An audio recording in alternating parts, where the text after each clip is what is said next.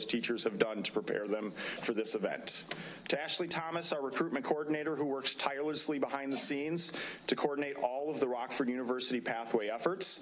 Since Ashley has taken over the Pathway program last year, RPS has exceeded both the application and selection expectations both years set forth by the district and Rockford University. To Superintendent Dr. Aaron Jarrett, he's been a vocal advocate of the education pathway and continually makes himself readily available for any and all education pathway recruitment retention initiatives. And the team at Rockford University, this is a true two-way partnership with a community partner that is focused on growth and achievement in our district. For the second year in a row, Rockford University has been gracious to extend the cohort beyond the limit of 20 students. This year, we will be recognizing 26 students into our education pathway, the largest cohort we've ever seen. So,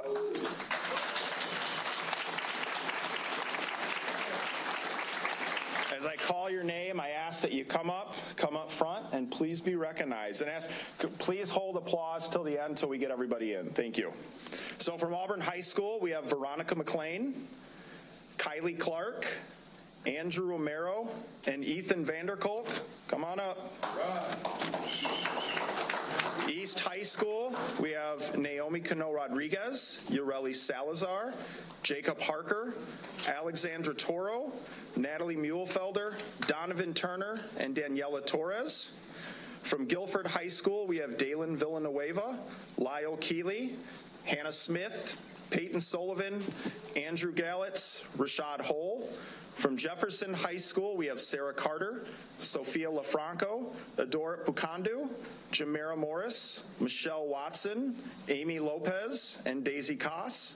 And from Roosevelt, we have Aaron Johnson and Richard Hart.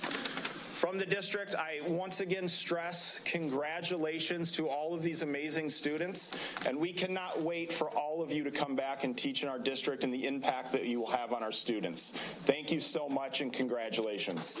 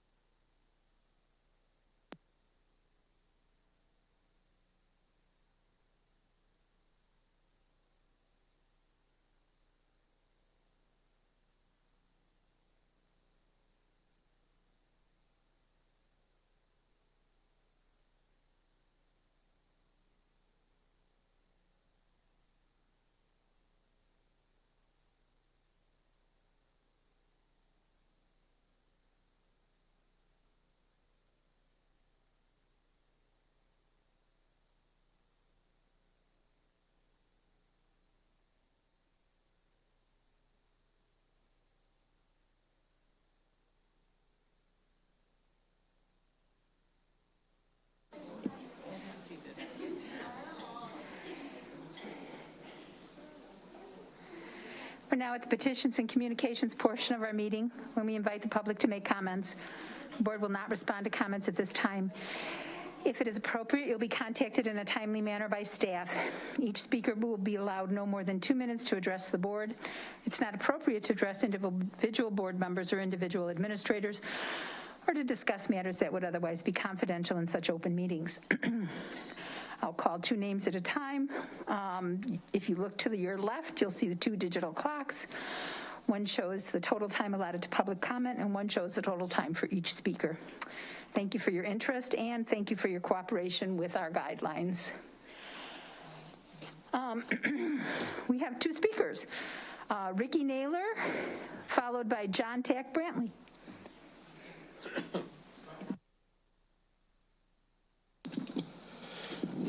Okay, now you can start it. Okay, I watched last week when you guys had the committee as a whole meeting. See, the problem with those 2 teams y'all got is those 2 teams y'all got, they want to hear voices. Those students and these families need to have voices speak for them, not just hear the voices. So now I got a whole list here where them guys wasting time with other stuff. I'm gonna tell you what those parents are saying. First thing they saying is when they come down here, those 2 minutes y'all try to give them, they ain't enough time to tell the whole story of what's been going on with them in those schools. Number 1. And these students said they tired because y'all won't have real conversations about race. You don't have no staff here. That at no time during that meeting did they say they was going to talk about racism in the school district. None of that stuff even got brought up, and y'all was sitting there clapping, and they're clapping for what? Okay, so another thing the students said, y'all don't listen. The parents said the same thing, y'all don't listen. When they come down and talk to you, they said that y'all blame them when they talk to y'all about their kids. Okay, they said, now these not students that get suspended. These regular students trying to do well in your district. They said, y'all got 1 bar up here for the white kids and Asian kids, and then when it comes to them, y'all put the bar down here. And you know what? That's probably why they're not really seen in the school, because y'all got the bar so low. Okay, then they said, these other students said, this school district is whitewashed. You know what that means, right? How many of y'all got any administrators that can really sit down with these white staff and have these kind of conversations without being afraid to talk or by not being afraid to offend white people because of the fragility factor? No. Do you have anybody here? And when they got up here, they didn't say they want to do any of these kind of trainings. So get some staff in here that can have these conversations with these white staff and these kids. And then you might get some different results. Thank you. John Tack Brantley, and I'll pass this along to the other board members. I want to thank everyone that's watching this here board meeting. That's very important. I want to start out by mentioning that this will be our 12th year doing the Great America Cleanup. Got a call from UPS, Rockford Housing Authority, always bring their staff number. And I always believe in we should clean up our own neighborhood instead of paying white folks to come into our neighborhood and clean up our neighborhood. So I'm asking the school board and the school administration if they would contact some of the teachers if they would like to come into fairgrounds, which are there for fire, and participate with the Great America Cleanup. Coming this here Thursday, we laying the groundwork where Renewal Turning Point is meeting with the mayor. We're meeting with the mayor to lay down several things that we wish to anticipate to accomplish. I done met with several pastors, Pastor Malone, Pastor Perry Bennett. I can go on down the line who want to reach out to talk. Reach one, teach one. And we also have reached out to the school administration that want to participate in that. So what we want to do is bring the pastors that want to be involved with that, bring the school administration involved with that, bring the community organizations to be involved with meeting with the mayor. We're not meeting just to be meeting. We're talking about dealing with the absentee, the suspension, the number of kids that's fighting in school, that's getting bullied, and also the crime rate. If I got 30 kids. If we were to get the church to take 20 of our kids, we got over 100 churches here, we would knock the crime rate down by 80%. But what our problem is, y'all want to give us a grant. But the problem with the grant is when you got school administrators and teachers telling our kids that they don't have to go to the after-school program or they don't have to learn their history like we have at the one school administration. Then we got teachers that's telling the kids or telling their parents. We got parents that's afraid of school. And I even right here, sitting right here, we was bringing the kids to the after-school program. That came to an end when you have teachers to tell the kids, well, they don't have to go to the after-school program. The St. Paul Church, they even hired a teacher to work with our kids. At Lewis, at the library, we even got librarians to work with our kids. Thank so you, in order John. for us to be, my time up. It is. I'm sorry. Thank you for all you do. Next on our agenda is the Freshman Academy update.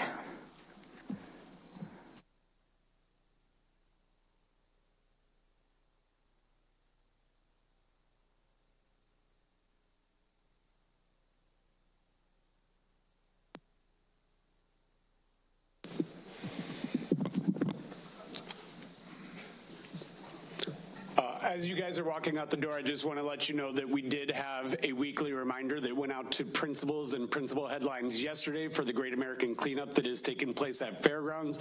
I know from my experience being the principal at Roosevelt that we participated in the event every year and that we have multiple schools that take advantage of that opportunity for providing community service. With regards to this Freshman Academy update, for context, this is a Tier 3 academic return on investment study that we are conducting. It is one of two such Tier 3 studies that receive the highest level of investment and scrutiny.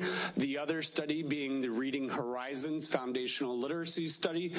Each of these two studies are in their third year, so while I'm here providing a mid-year update, I will have one final additional update on our Freshman Academy academic return on investment once we've hit the conclusion of the school year and know summatively how we performed with our Freshmen on Track. Our equity imperative is at the forefront of this work that we're doing within our freshman academies. At the core of our equity imperative is the utilization of targeted universalism strategies to attain equitable outcomes for our students.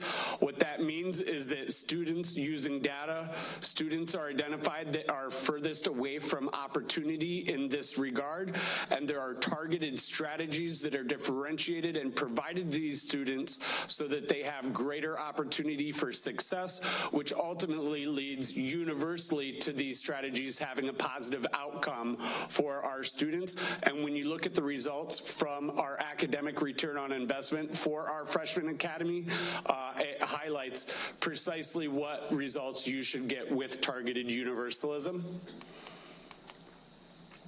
As a reminder, our Freshmen on Track beyond this Tier 3 academic return on investment study, receiving this higher level of investment and scrutiny, our Freshmen on Track rate, along with our high school graduation rate, is at the core of our fourth and final universal goal, where with last year being a baseline year under our strategic plan with our universal goals, the idea is to hit 75% grad rate and Freshman on Track rate by the end of next school year.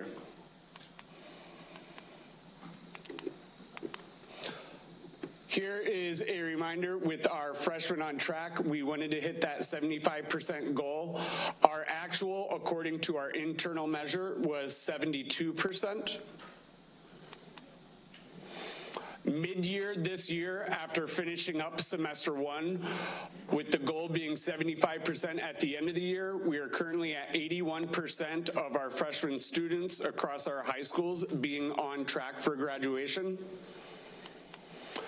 And I want to take a moment to pause on this table here to clarify.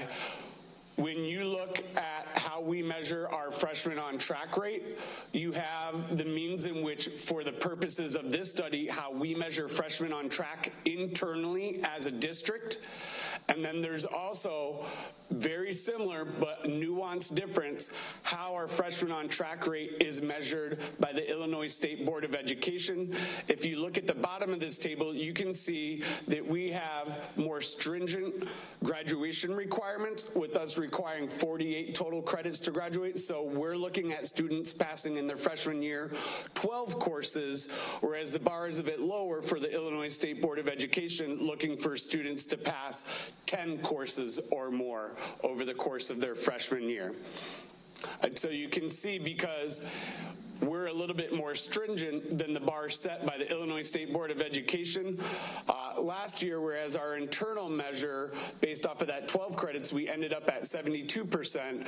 When you look at the calculation made by the Illinois State Board of Education, it was actually a bit higher at the 74.5%, rounding to 75%, which would mean under ISB's guidance that we did in fact hit our goal of 75% in our first year of 3 years, striding towards that universal goal of 75%.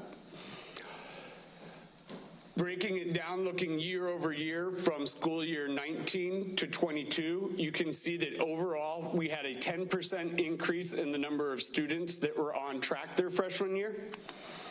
When you break that down by demographic group, you can see Black or African American students actually grew more in their on-track status as opposed to 10% overall. Our Black or African American students grew 12%. Our Hispanic students grew 14% up to 77%, and white or Caucasian students saw a marginal jump where they did benefit from that targeted universalism approach, but what you see is that our students that were historically further away from opportunity as measured by passing your classes your freshman year had much more substantial gains than our students that were white or Caucasian or our overall population of students.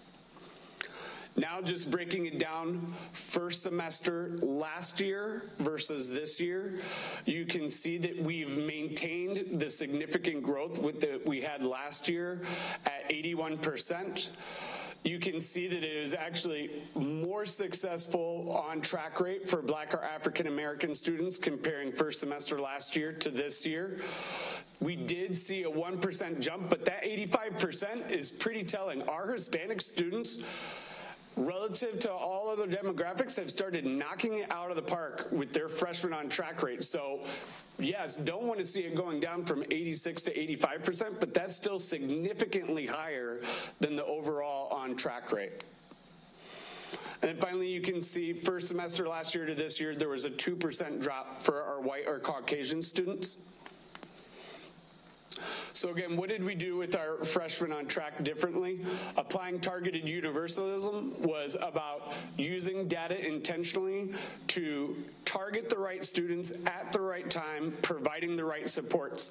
If anybody happened to be commuting into work today listening to NPR at approximately 7:41 a.m., you heard that Ms. Jen Lawrence and Principal Jenny Keffer of Auburn were interviewed, and what they were speaking towards was really this targeted universalism, again, talking about how, yes, some shifts to the student code of conduct that are less punitive and more balanced by restorative practices, coupled with very deliberate interventions that were provided to freshman students, has led to Auburn being able to say that after first semester last year, they had the highest on-track rate of any of the high schools for the first time since we've been measuring that.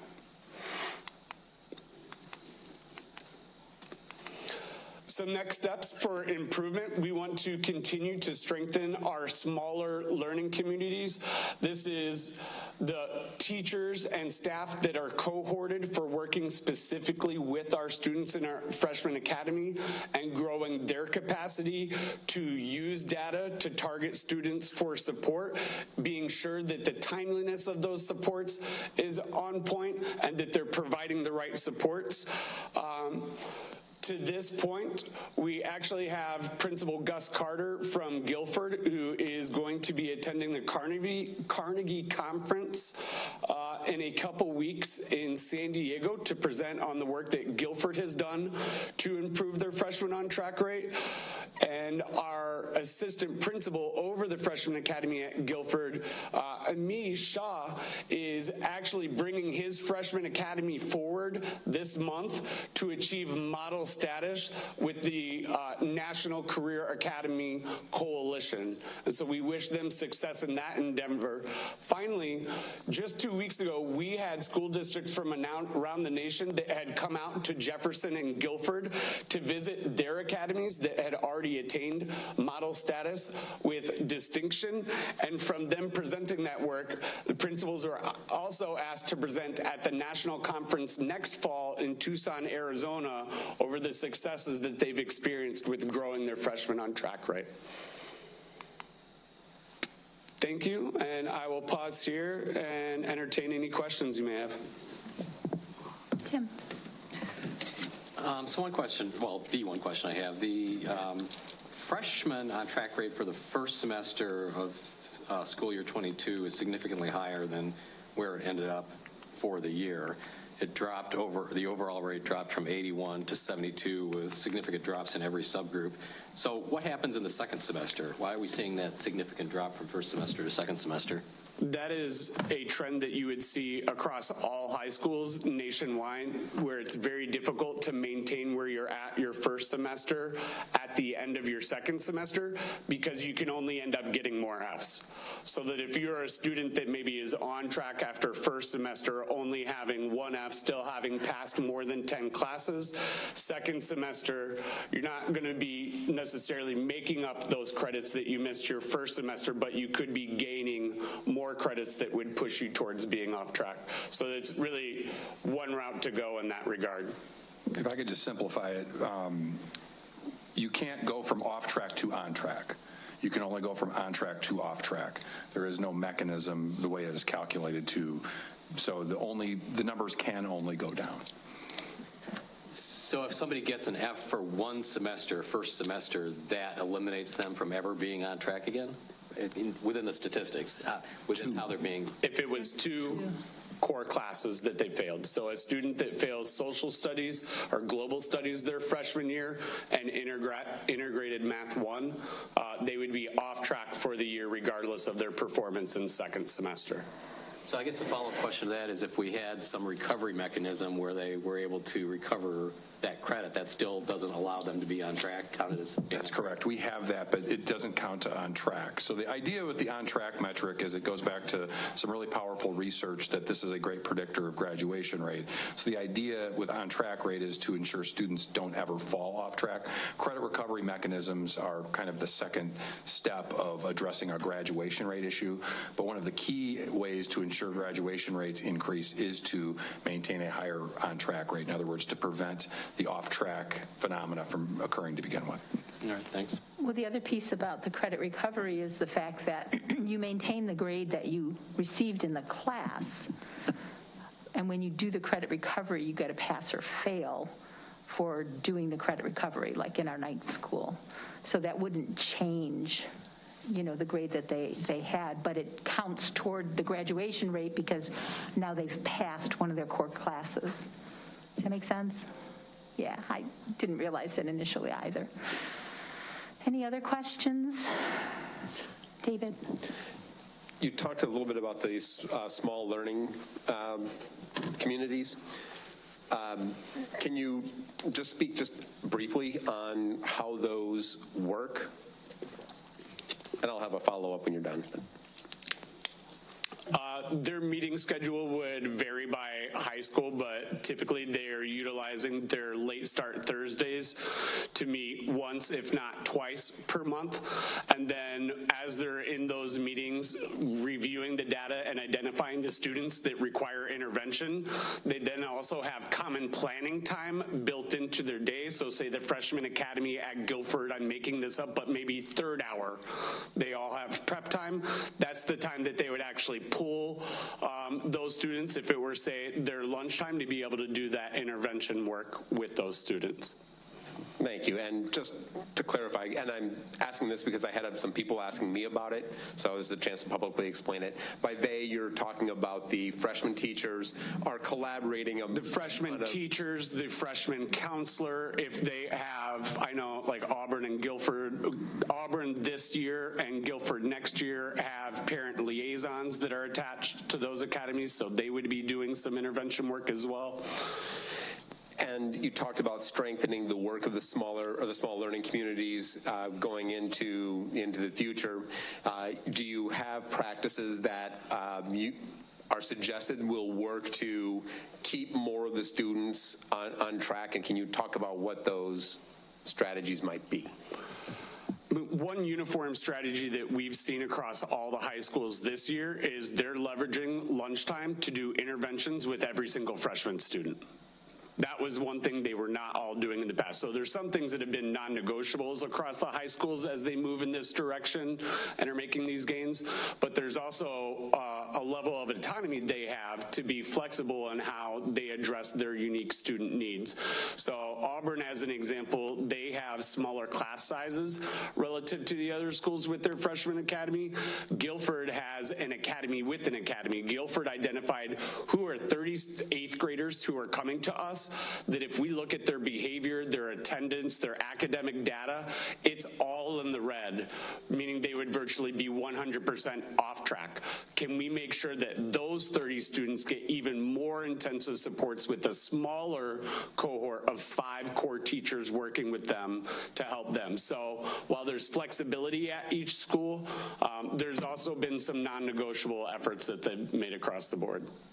Thank you very much. Yep.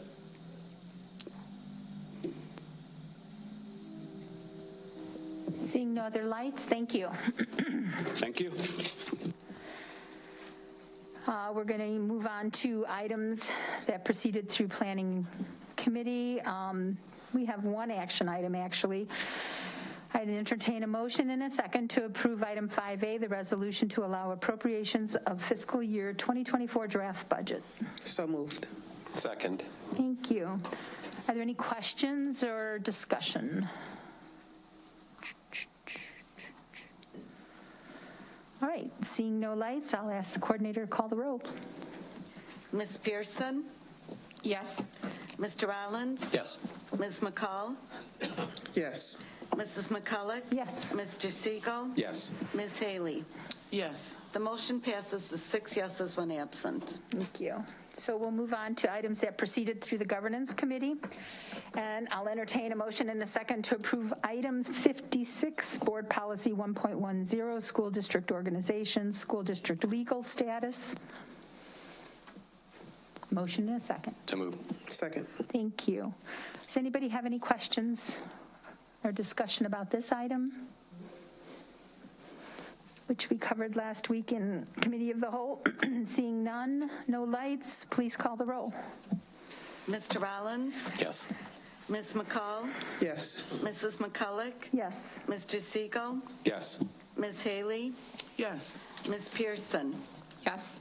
The motion passes with 6 yeses, 1 absent. All right, we're going to move on to the consent portion of our meeting, which includes items previewed by our committee chairs during the Committee of the Whole meeting last Tuesday. They include the following. 7A is payroll, B, accounts payable, C, purchase orders, D, air travel, E, construction pay request log, F, Evanston Skokie SD 65 Therapeutic Day School, G, the Summit School, H, RVC rental agreement for 5/11/23. I, Rockford University rental agreement for 4/14/23. J, the Rockford Park District Lockwood Park. K, instructional resources, CKLA Caminos by Amplify for K through 5 integrated literacy. L, instructional resource, Ready Teacher Toolbox by Curriculum Associates for K through 8 math. M, Franklin Covey Education for Cherry Valley. N, Peridid Consulting Agreement. O, Teacher Professional Learning for the National Center for Civic Innovation. P, Teacher Professional Learning, the National Writing Project. Q, Teacher Professional Learning, Amplify. R, Regional Office of Education in Jefferson High School. S, Teacher Professional Learning Regional Office of Education. T, Teacher Professional Learning Rockford Symphony Orchestra. V, IFB 2345 for Barber Elementary School's Hard Surface Playground. W, recurring contract with Bellis Firm of Architecture for roof replacement design at Conklin, Lathrop, and Whitehead Elementary Schools. X, X, recurring contract with Richard L. Johnson Associates for roof replacement design at Guilford High School.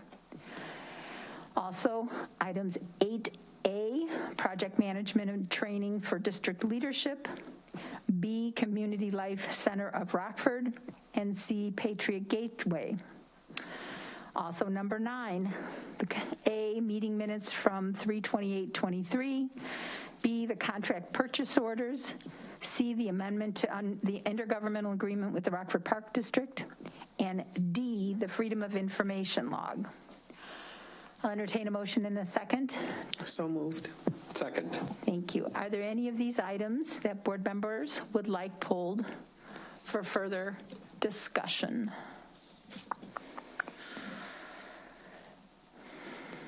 No one? I'm going to pull, where did it go?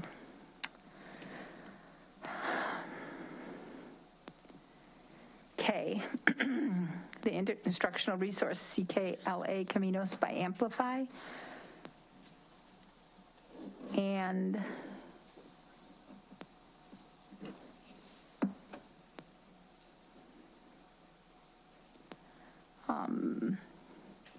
is that just for the bilingual, Ms. Detman, or is that both? No, it's both. It's for all. Is. Okay, yeah. And for the IB. And then L. Anyone else? Seeing no other lights, I'll ask the coordinator to call the roll on the rest of the items that's presented. Ms. McCall? Yes. Mrs. McCulloch? Yes. Mr. Siegel? Yes. Ms. Haley? Yes. Ms. Pearson? Yes. Mr. Rollins? Yes. The motion passes with 6 yeses, 1 absent. I'll entertain a motion in a second for K, number 7K, instructional resource by Amplify. So moved. Second. Thank you. This is, and I just thought, this was an important piece that we spoke about at Committee of the Whole, but just for review of what we're bringing forward, I'm going to ask Ms. Detman to just enumerate on what we're voting on. Sure. Thank you for the opportunity. This is a big adoption. This is our core literacy resource in both English and Spanish, grades K through 5, to support and improve integrated literacy in all of our elementary schools. This core literacy resource is a knowledge-building resource, so it builds upon the foundation that's established in Reading Horizons and gives children an opportunity to learn science and social science through reading, as well as writing in response to reading. So it's our sort of general language arts core resource. We've heard over the last few years of implementation with integrated literacy that is the greatest gap in our written curriculum, and we believe now is an important time to fill it, and that CKLA Caminos by Amplify is the right resource to fill that gap. And that is $2,852,000, and somewhere else down the way there was teacher professional learning to support that as well. That's correct. Teachers will be provided with 6 hours of professional learning as a part of their Essential Learning Institute this summer. Which is separate from this contract, because we've already voted on that. Correct. Anybody else have any questions? Seeing no lights, I'll ask the coordinator to call the roll. Mrs. McCulloch? Yes. Mr. Siegel? Yes. Ms. Haley? Yes. Ms. Pearson? Yes. Mr. Rollins? Yes. Ms. McCall? Yes. The motion passes with 6 yeses, 1 absent. All right, thank you. The second one is number 7L. I'll entertain a motion in a second for the instructional resource ready teacher toolbox. So moved. Second. Thank you. Do-over, only Sure. Let's talk about math, if Sure. you don't mind. And again, thank you for the opportunity. This is another big adoption. This is K through 8. And our goal here is to provide really tight vertical alignment in kindergarten through 8th grade. You can also note in our standards of practice that we have number talks as a unifying element for our math instruction, grades K through 8. So this is just kind of one more effort for tight alignment vertically between elementary and middle school. Ready Teacher Toolbox is not the same thing as CKLA Caminos. CKLA Caminos is a full encompassing resource. Ready Teacher Toolbox is a series of student performance tasks and corresponding teacher materials that will be embedded directly within our curriculum and aligned with our learning targets.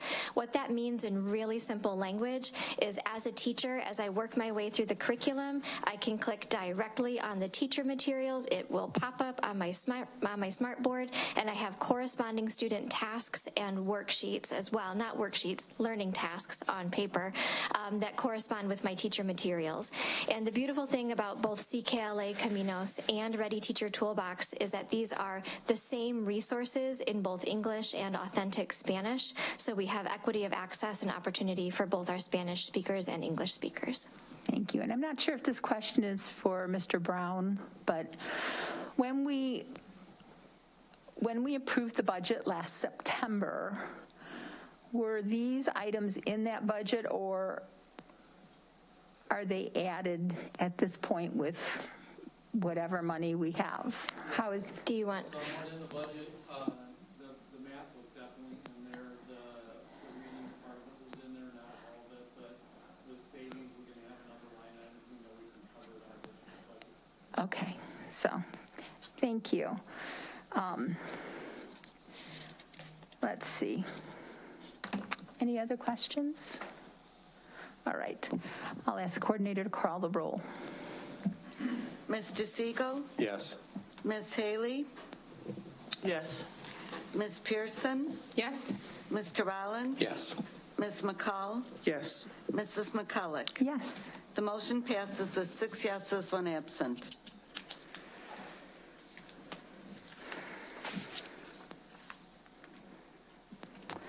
We're now on to the closed session consent agenda, which includes the following.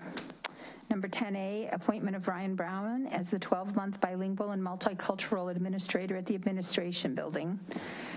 B, salary adjustments for non-bargaining employees. C, the residency hearing officer report regarding student Z's family residency dispute. D, the request for administrative transfer. E, the HR organizational report and addendum. It also includes the following closed session consent items for student discipline. 11A, H0093X, expelled for the remainder of the 22-23 school year through the entire 23-24 school year. B, H0094X, the expulsion is held in abeyance contingent upon an expulsion in abeyance agreement for the remainder of the 22-23 school year through the entire 23-24 school year. C, H0095X23.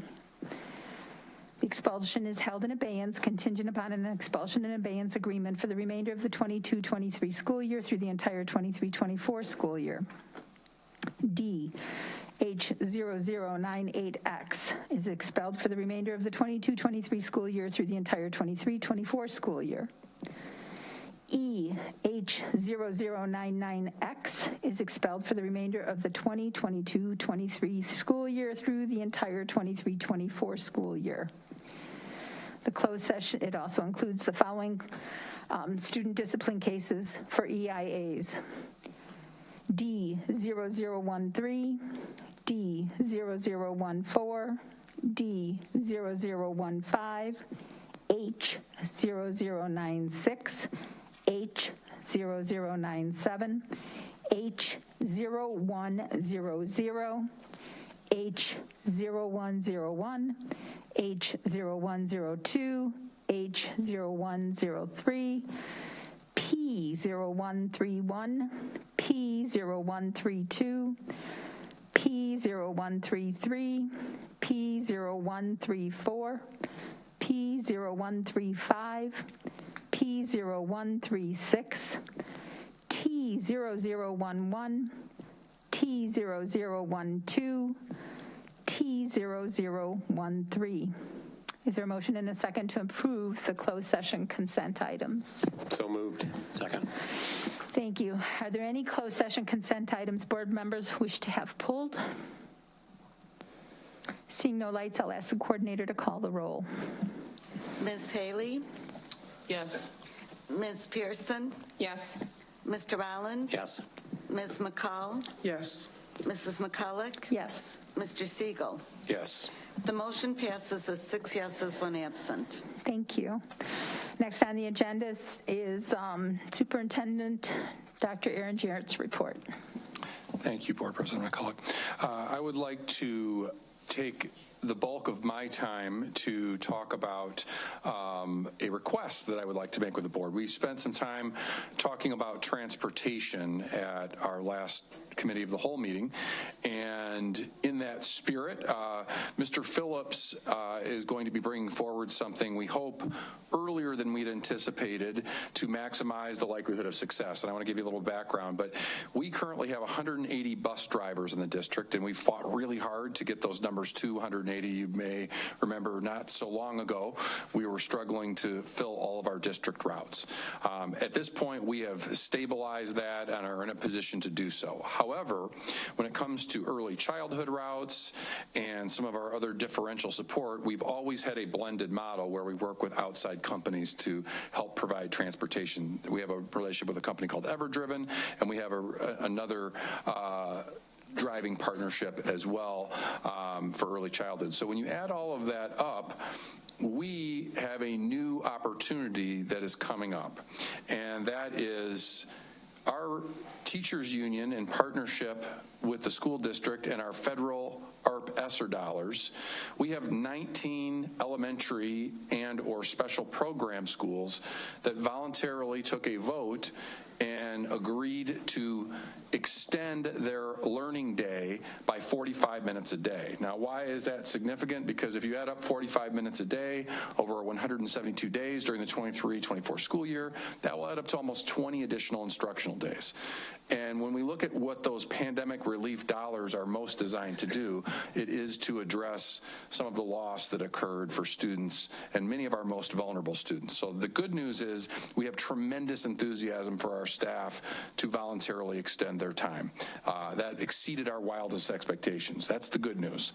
The bad news is we don't have enough drivers to do that, because with what we will have to do in order to do that is take the routes that we run. We currently make do because all bus routes to have an elementary route followed by a high school route followed by a middle school. We call that a 3-tiered busing system. And as soon as we back that up by 45 minutes, the 3-tiered busing system doesn't have enough drivers anymore to make that work. So that brings me to our request. We had everything queued up to bring an RFP to the board for the May 2nd committee of the whole meeting, followed up by the May 9th meeting, and that would be our preference normally to go through the proper channels.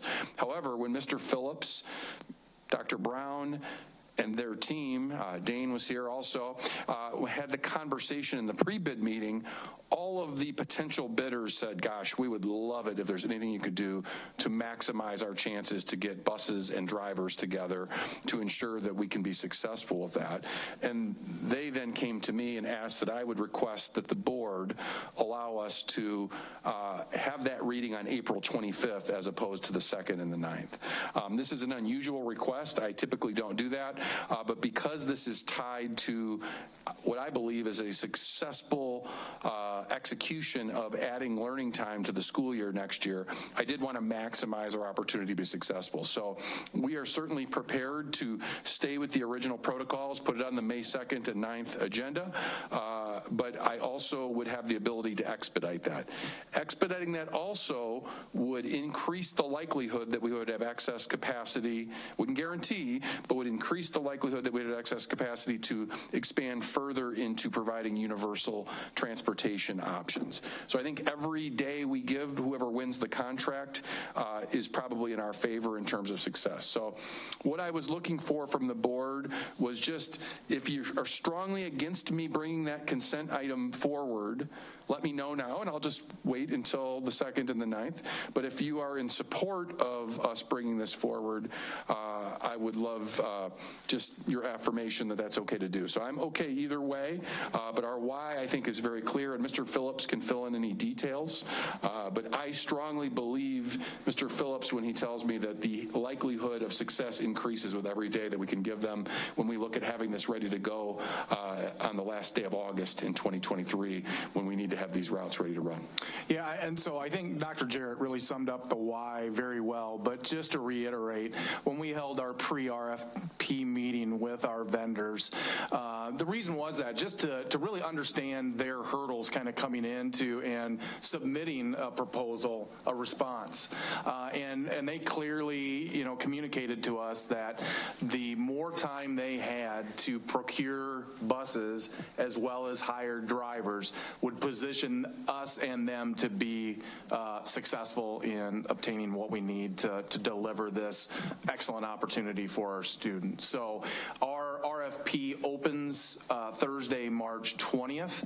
So we will be prepared if the board approved us moving forward, or excuse me, April 20th, to have a recommendation ready for the Tuesday, the 25th meeting.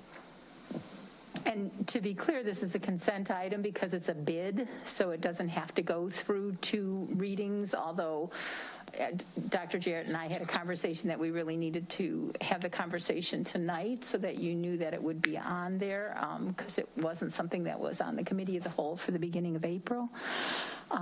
David, you have a question? Oh, first of all, I'm glad that your favor wasn't asking the outgoing board members to drive. While you asked. So would it be inappropriate to start asking about how the mechanics of this works? Because just listening to you, it sounded a little bit like we're going to have a blend of our own bus drivers and buses as well as some vendor provided transportation. So similar to what we do now, we already have a blend of companies that provide transportation as well as our own people. And everybody who still works for us is going to provide transportation and is going to continue to have the right to do so. This won't mean anybody loses their job. And in fact, any excess capacity we could build, we could put towards expanding local routes. What this would allow us to do is add to that 180 with the sufficient number of routes, which Mr. Phillips is. So what we're asking in this RFP is for the vendor to take over 9 schools, which would be 79 routes for us. All elementary schools, 4 of which would also include within the 1.5 mile walk zone. And just to go back through, that's Constance Lane, Ellis, Lewis Lemon, and Whitehead. And I think the big risk here, just so I'm clear, is that if we are unable to add those 79 routes, we will have to go back to our schools, and we certainly still could potentially do it. So I don't want to say it has to be April 25th, but I want to be clear of the why behind this again and reiterate. If we are unsuccessful in procuring extra route capacity, we will have to either triage and say no to some or most or all of the elementary schools who have agreed to extend the day. That has 2 negative implications. First and foremost, that means that students don't get 45 minutes extra. That in the schools where that was voted. Number 2, it means that we will have to come up with a strategy very rapidly to spend a really large sum of money, you're talking probably $8 to $10 million, that not only do we have to find a good way to spend that on learning recovery for our students, but we also would potentially have to give money back on facilities planning because there's a ratio that has to be maintained. So success in this area is important, and not to say April 25th versus May 2nd and 9th is the end-all be-all, but I do want to be clear that this has multiple strategic implications for the board. Otherwise, I wouldn't even be bringing this forward if I didn't think every day mattered a little bit here. Well, I definitely think the opportunity to provide that much, more time is pretty exciting if we are able to do it. So I guess I would be agreeable to getting this going as soon as possible. Obviously, we want to see details, but yeah. But you're opening on the 20th. Correct. So that would not be in it won't be in this Friday's update. There won't be information. There'll be a repeat of perhaps what you've talked about tonight. I will be happy to partner with Mr. Phillips to do a very special superintendent update. As soon as that's available. And we'll try to send that to our incoming board members as well, just so they're aware that that's coming, because they will ultimately deal with the implications of that as well. But I would want our board to have that information in advance. So as soon as that we have results and we've tabulated that, it may only be a day or two before the board meeting, but we'd be happy to give whatever information we have and highlight that for the board. Again, this is unorthodox and not something I would normally ask for, but I think there's some strategic importance here. Ms. Pearson. So what is the worst case scenario with that week time frame? The only risk that we would take is that the providers that are all competing for this bid all said that the 2 weeks every bit of time would help make it more likely that they were able to fill all 79 routes. So the risk is whoever wins the bid may, by that 2 weeks shorter, maybe that means they end up 10 drivers short when we start the school year, which might mean we would have to say no to multiple schools that we would want to extend the day. I think what we're trying to do, there's no guarantee they will succeed, but we're trying to increase the likelihood that they will succeed with fulfilling that full 79 routes so that nobody has to say no to the students and staff on this. So they're hoping to have that extra week for hiring. Okay, thank you. Thank you. Yeah. And it's actually 2 weeks because we wouldn't vote on it until that second week. And other questions? I have a question. Mr. Brown, can you explain how we know that the extra minutes of the day will be paying the teachers out of ARP ESSER? And this additional money that we have to spend on transportation to have those students, the extra 45 minutes, can also be part out of ARP ESSER. How does that work? Well, we'll have to allocate the routes, based on the number of hours that they run in that extended time. If they put a bid in that's for 6 hours, and we know that 45 minutes of that 6 hours is due to us extending the school day, we can take a full rate share of that because it's up and above what we would be required to provide transportation for on a normal school day. That's the part that would be eligible to be captured with our bus mileage. And how does this interface with our current bus drivers? And well, we will continue to try to hire more drivers, so this will not impact their routes at all. And as Dr. Jarrett mentioned, if we're able to expand our services that we're able to provide by bringing on this other vendor, that's really our plan. okay, so it's opened on Thursday the 20th, and you'll give a full report to the board on the 21st as part of your superintendent's update? Possibly, I would say by the 24th would, because obviously they may need some time to process and tabulate the bid, so I don't want to promise anything on the 21st, but I would say the 24th. Is that fair, Mr. Phillips? Yes, we can have something by the 24th for sure. All right, and then that'll be on the consent agenda for the 25th. All right. Does anybody, David has already given a thumbs up. The rest of the board moving it forward? Yes, yes, yes, yes. Okay, good. Thank you. I really appreciate it. Thank you. And that concludes my very unorthodox superintendent report this evening. All righty. Next on the agenda is the opportunity for comments from board members. Are there any board member comments?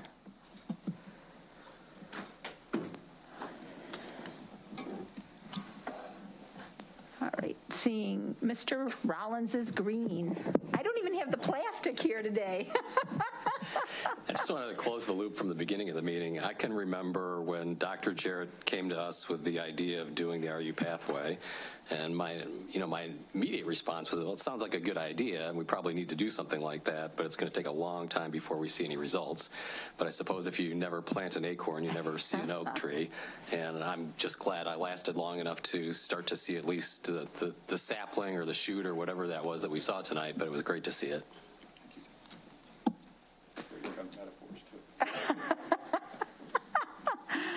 All right, next on the agenda is discussion of the superintendent's update. We had on there the employee engagement survey window closure. We had the secondary grading practices next steps from Ms. Stetman. We had the PDSA update for new principal and AP mentoring and coaching. Does anybody have any conversation, questions, or discussion about any of those items?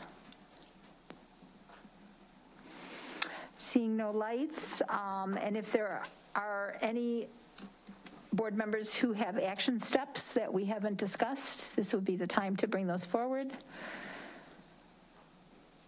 Seeing none, if there's no further comments or recommendations by the board, I'll entertain a motion in a second to adjourn. So moved. Second. All in favor? Aye. Opposed? Same sign. We are adjourned at 8 p.m.